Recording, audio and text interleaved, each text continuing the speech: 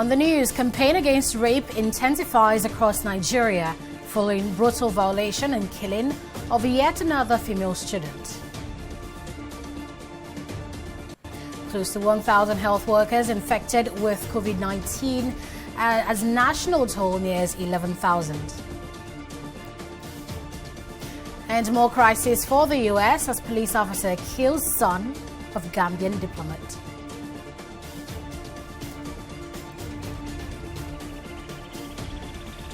Many thanks for joining us on News Now on TV360 Nigeria. I am Annetta Felix.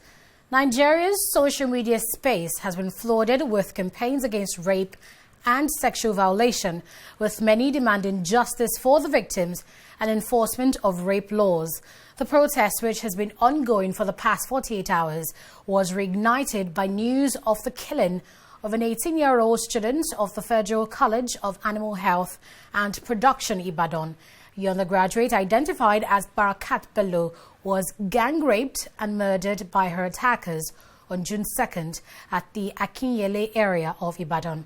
Her father, Kashimu Elepo, who confirmed the incident, said Barakat had gone for Quranic lessons, but that she was raped and mutilated when he came back home. Her death comes in the wake of the rape and murder of Walia Omozua, a 22-year-old student of the University of Benin, on May 27, 2020. Prominent Nigerians, including President Muhammadu Buhari, are among those who have joined the campaign against rape.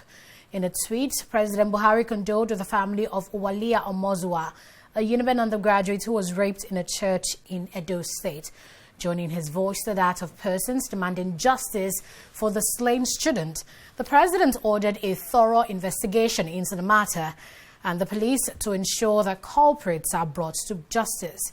In the same vein, national leader of the All Progressives Congress, Bola Tinubu, took to Twitter to decry the growing trend of rape and violation against women against the country. No fewer than 5 rape cases have been recorded across Nigeria in the past 1 week, with the victims including the 12-year-old who was violated by 11 men. Also demanding justice for the victims are human rights activists who have charged government at all levels to do more to protect vulnerable Nigerians, especially the female gender. Happy that it is getting, constant attention now, but this is actually not. We have instances, rape cases, and I am tired. But more than that, I am also very, very angry, because what this tells us now is that women and girls are not safe anywhere in the country. Because I don't know if you heard that even today, as of today, news came out today that another young lady was actually raped and murdered right in her compound, right in her house. So we have someone killed in church. We have someone gang raped. We have a 12-year-old raped by 11 men. We have someone raped and murdered right in their parents' house. So where is safe? So it just shows you, it's because everyone, they like to advise, don't go out late, don't do this, don't do that. But all of these cases defy that. And it's forcing us, it forces Nigeria and everyone to face the truth. In Edo State, Governor Godwin Obaseki has submitted his nomination and expression of interest form at the National Secretariat of the All Progressives Congress, APC. APC National Organizing Secretary Emma Ibidiro received the form from the aspirant in Abuja on Wednesday. Obaseki, who's seeking a second term in office, will now go head-to-head with Ize Iyamu, a former secretary to the Edo State government. The APC will on June 22nd hold a direct primary to select its flag bearer in the September 19th governorship poll. The National Working Committee of the All Progressives Congress has resolved to adopt the direct primary approach to select a flag bearer for the upcoming governorship election in Edo State. National Chairman of the party, Adams Oshamale, announced this after a meeting of the NWC in Abuja on Tuesday. Oshamale also revealed that the committee discussed issues surrounding the upcoming governorship elections in Edo and Ondo states. As we have always done, internal issues of the party, which are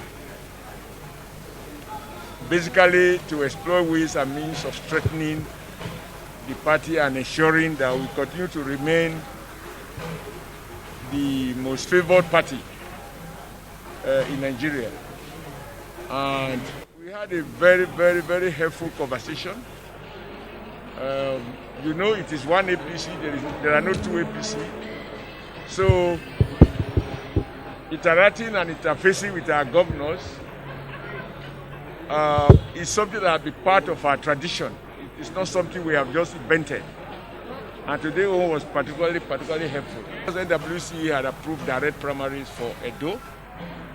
That of Ondo has not been discussed because that will come much, much later.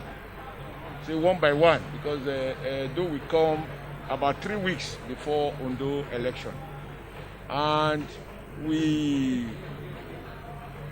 have commenced the sale of forms. I think as of last Friday, to my knowledge, 3 people had picked the form. I think by today I hear more people have picked forms. And this is a meeting with the national leadership of our party to discuss issues as is common between governors forum and party leadership that will progress our party. Of course, you spoke about Ondo, Edo and Odo election. The Independent National Electoral Commission has rolled out a timetable, but the party chairman is more appropriate to speak to you on what the party is doing to ensure that we comply, especially in a COVID-compliant manner with the timetable of the Independent National Electoral Commission. The Office of the Attorney General of the Federation has taken over the prosecution of the alleged Taraba State kidnapping kingpin Bala Hamisu, also known as Wadume, along with 19 others. The Inspector General of Police, Mohammed Adamu, had been investigating the case since February 3, 2020, after slamming 16 counts of terrorism, murder, kidnapping and illegal arms running against the 20 defendants, including 2 police officers and 10 soldiers. Only 6 of the 20 defendants, including Wadume, were present in court on Wednesday. At the Wednesday hearing, the prosecuting counsel from the AGF, Labaran Magati, told Justice Nyako that his office took over the case and received the case file from the police on Tuesday. He requested an adjournment to enable him make moves for the production of all the defendants in courts. Still on security matters, the Lagos State government has begun implementing community policing as part of measures to improve security in all communities across the state.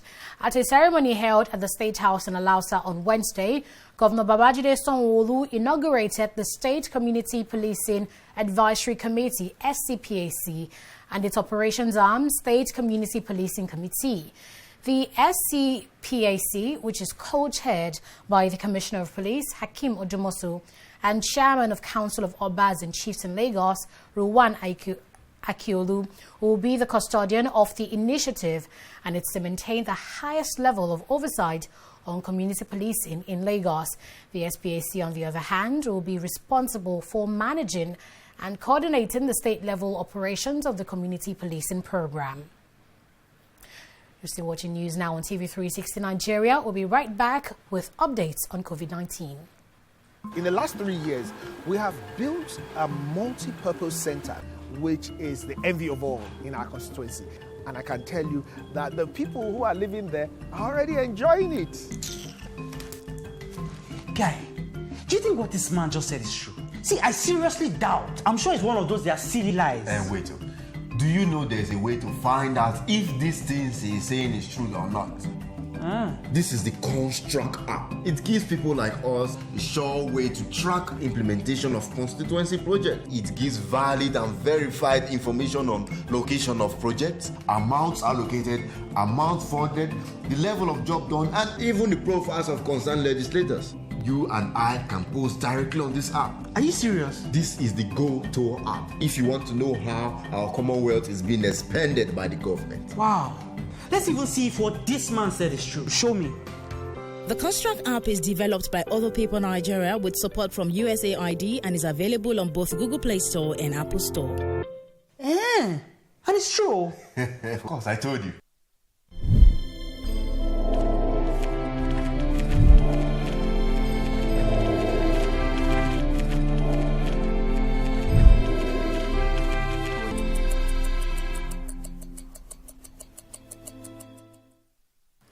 Nearly 1,000 health workers in Nigeria have contracted the novel coronavirus, making up almost 10% of the country's total figure of 10,819.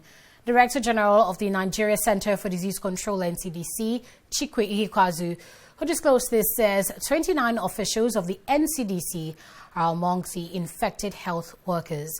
Meanwhile, the NCDC on Tuesday confirmed 241 new cases of the novel coronavirus in 13 states and the FCT. It also adds that the number of deaths has risen to 314, while 3,239 patients have recovered from the illness. According to the NCDC, Nigeria has the third highest COVID-19 figure in Africa. Deputy Governor of Bauchi State, Bala Tala, has tested positive for COVID-19.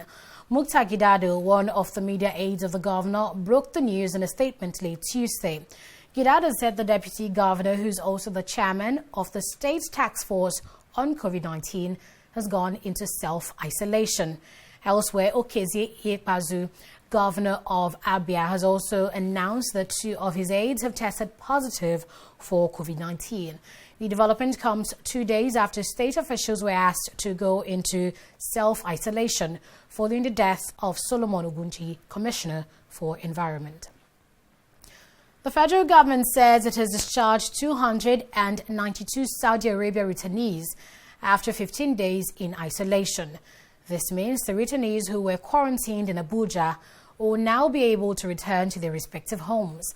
According to the government, all the returnees tested negative for COVID-19. To contain the outbreak of the pandemic, the federal government decided to monitor the isolation of returning Nigerians by lodging them in hotels in the FCT and in Lagos. The federal government has advised Nigerians who are 55 years old and above to avoid churches and mosques at this time. This follows the reopening of worship centers in some states across the country. In an advisory issued on Tuesday, the government also enjoined all with health conditions such as diabetes, cancer, HIV, among others, to stay home to worship. The government also charged places of worship to comply with measures such as the mandatory use of face masks by worshippers, provision of hand-washing spots at the entrances, and also limits the duration of service to 1 hour. It noted that the advice was necessary because places of worship have been recognized as a major avenue of potential spread of coronavirus. As Nigeria's aviation industry prepares for the planned resumption of domestic flights on June 21st, stakeholders are calling on the federal government to ensure that support is provided for operators. They say it's important so they can meet the post-COVID safety guidelines without incurring more losses. In this next report, our correspondent looks at how the industry plans to bounce back after a 3-month break. Globally, the aviation sector is one of the biggest hit industry by the coronavirus pandemic due to lockdowns imposed by several countries and the subsequent grounding of air transport.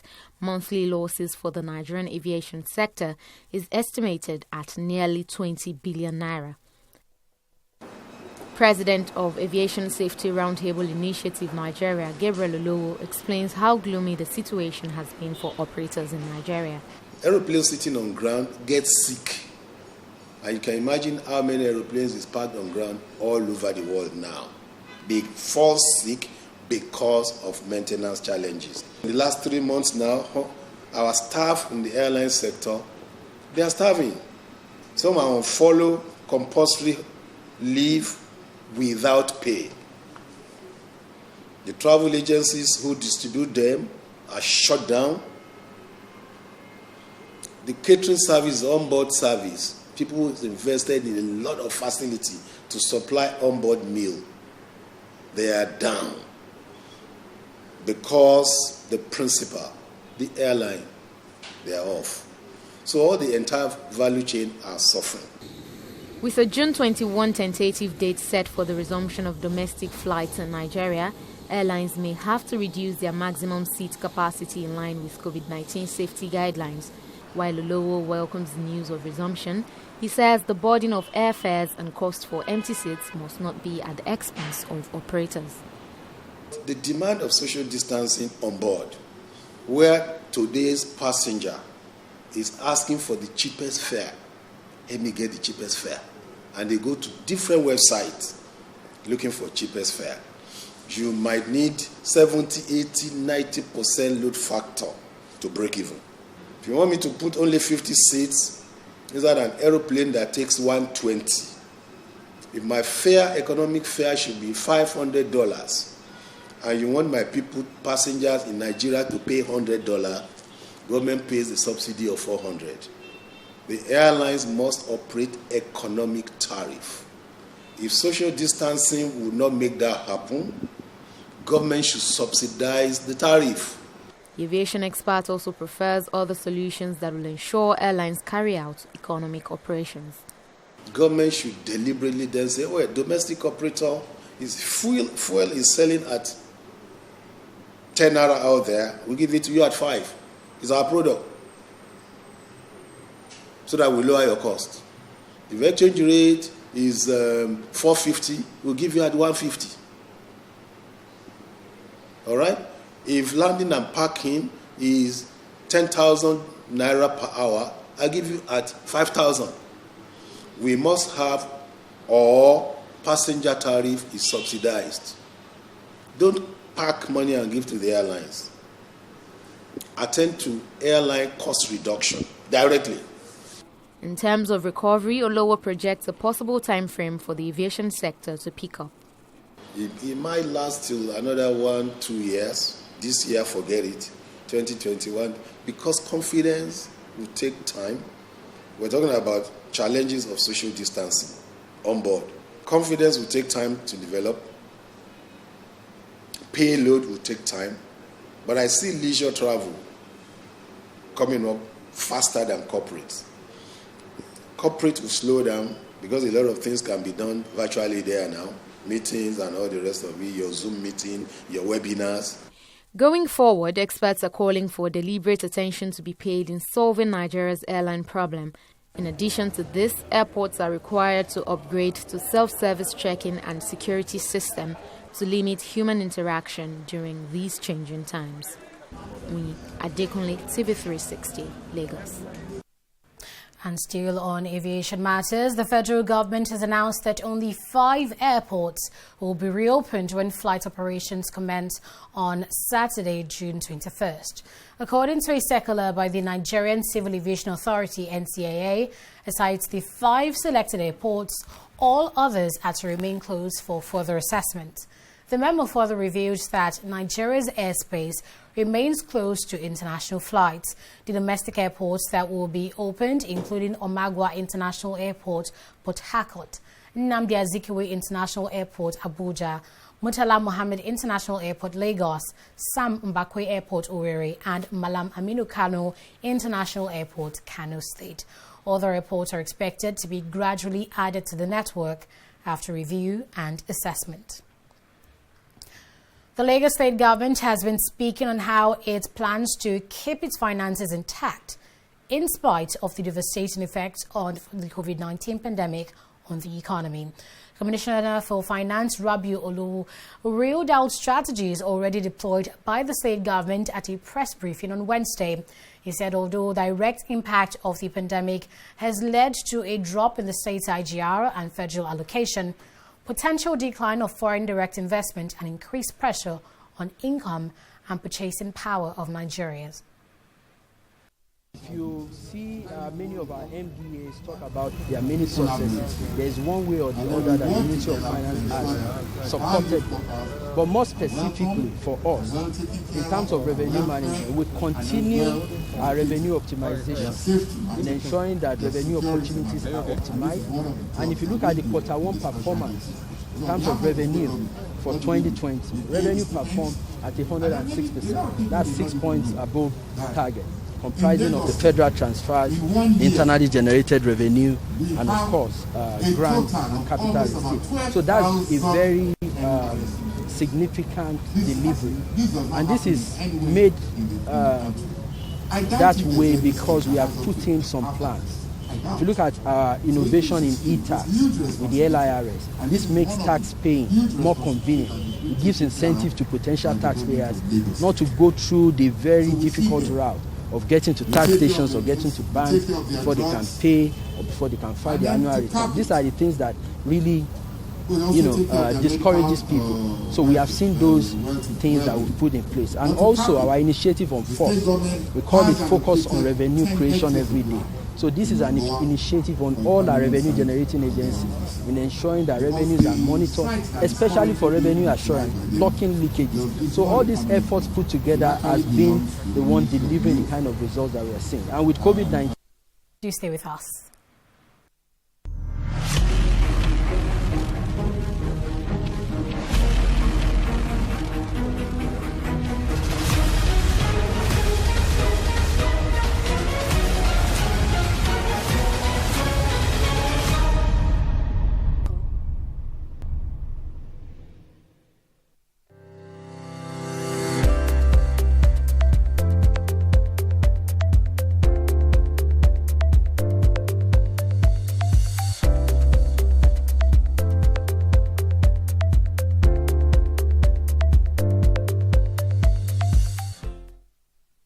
You're welcome back. Now, it seems to be Nigeria versus the U.S. when it comes to the next leadership of the African Development Bank. And Fidelia Agunta is here to tell us all about it.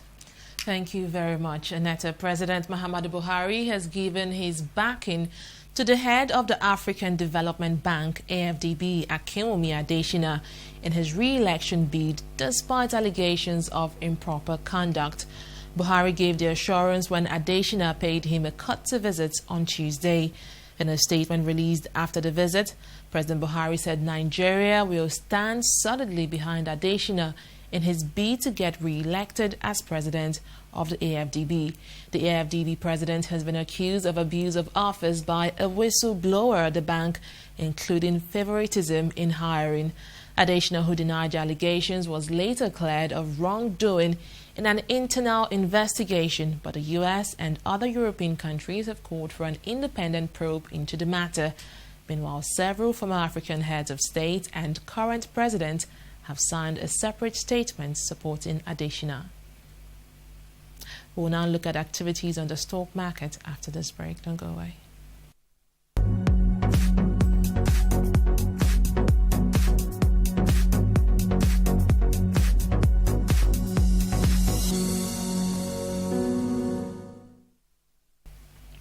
Well, for the third consecutive day, Nigeria's equities market is closing bullish as a shift of emphasis from lockdown to reopening inspired some investors to take even bigger risks. But this uptrend did not extend to major sectors, as it was just the insurance index that closed positive today. Now, leading the pack of gainers is Presco PLC right here with a 3 Naira and 75 cover boost in its value. Now, this is coming as the company declared a dividend of 2 Naira per share, implied dividend yield of 4.8% on current price in the first quarter of 2020.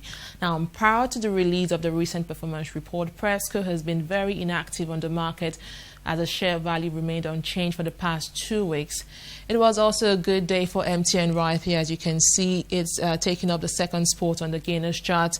Stanbic IBTC and ETI also had a good day despite the banking indices closing negative today. On the flip side, we see Guinness PLC, UACN, CNI Leasing and Dangote Cement topping the losers chart. And in summary, we see that the volume of trade seen on the market today is coming in at 353.3 million, valued at about 7 billion, meaning a lot of buys and sells took place in the market today, but the buys slightly outweighed the sell-offs a bit, which is why we are closing positive today. And orders was transacted in 4,659 deals. Well, to the global market, we can see It's still very positive in the foreign scene. We see investors are reacting positively to the strong data from the Chinese economy and reports that Washington is planning to ban Chinese airlines from flying to the U.S. They haven't announced that yet, but we're still looking out for President Donald Trump's decision on that matter. Well, that's it from the world of business. It's back to Annetta Felix. Thanks for that, Fidelia. Here's the updates now on the international scene. The Gambia is demanding credible investigation after the son of a diplomat was shot dead by U.S. police. 99-year-old Mamudu Lamin Sise was shot after a car chase in Georgia on Friday morning, according to the preliminary investigation by Georgia Bureau of Investigation, GBI. He was pronounced dead on the scene. According to police reports, the victim had produced a gun during his interaction with police officers. Meanwhile, the victim's father, who works at the UN, says the police did not do enough to peacefully resolve the situation, and also disputed that he had a gun. The shooting comes amid widespread protests after a U.S. police officer killed George Floyd last week. And in sports, former FIFA chief Sepp Blatter says one of the two Swiss criminal proceedings opened against him in 2015 on suspicion of unfair management and breach of trust has been dropped. The investigation that has been dropped centers on a contract that Blatter approved, which saw the awarding of TV rights for 2 World Cups at a price allegedly below market value to the Caribbean Football Union, then headed by Jack Warner. FIFA has 10 days to appeal the decision. The Swiss Attorney General, however, said the other investigation into a payment of 2 million Swiss francs to Michael Platini, the former UEFA president and FIFA executive committee member, was ongoing. Platter's payment to Platini led to both men being banned from football, although Platini was cleared by the Swiss courts in 2018. And that's it for today on News Now on TV360 Nigeria. I am Annetta Felix. Thank you for watching.